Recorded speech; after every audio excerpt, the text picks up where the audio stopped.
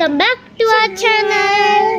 నేను ఈరోజు కీచెన్ చేయబోతున్నా. అసలు మీకు ఆల్రెడీ నేను ముందు వీడియోలో కీచెన్ చేసిన చెప్పాను. ఆ కీచెన్ మీరు చేయకండి please, don't do like me. Oil వేసాను, వాటర్ ఎక్కువ వేసాను, అసలు నాకు అర్థమే కాలేదు. అలా నేను చేసినాను, కానీ నా రిజల్ట్స్ ఎట్లా వచ్చిందో తెలుసా. నేను రిజల్ట్స్ మంచిగా వచ్చిందో లేదో చూసి వీడియో పెడదాం అనుకున్నాను నేను.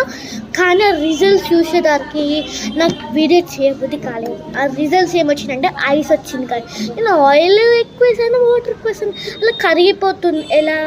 ఎలా ఆయిల్ మొత్తం కరిగిపోతుంది, ఆయిల్ ఎక్కువ అయినట్టుంది, అలా వాటర్ ఎక్కువ వస్తలేవు.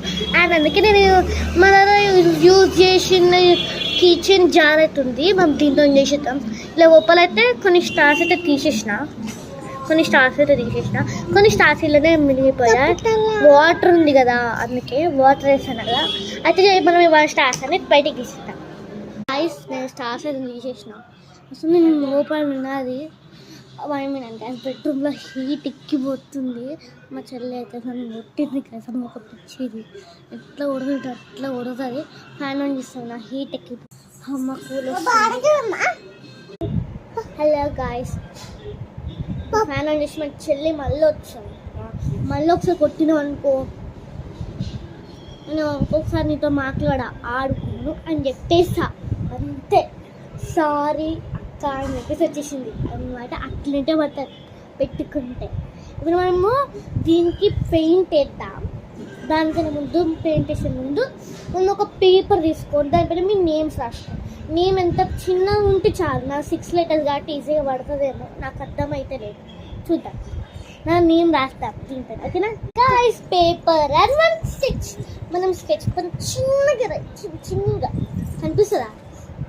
కనిపించదు అనుకుంటా.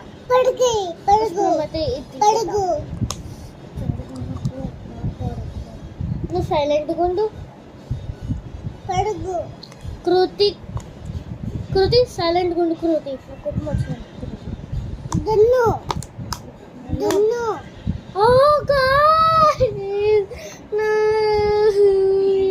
స్టార్స్ కింద పడుతున్నాయి.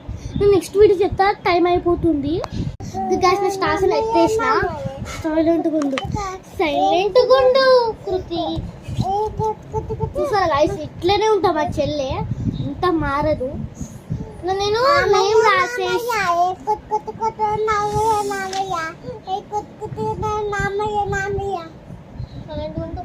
ఇప్పుడు కొట్టిన అనుకో, మాతో నీతో ఆడుకో అలా చెప్పేసిన. ఓకే గైస్, టైం అయిపోతుంది. Bye bye. నెక్స్ట్ వీడియో కలుసుకుందాం.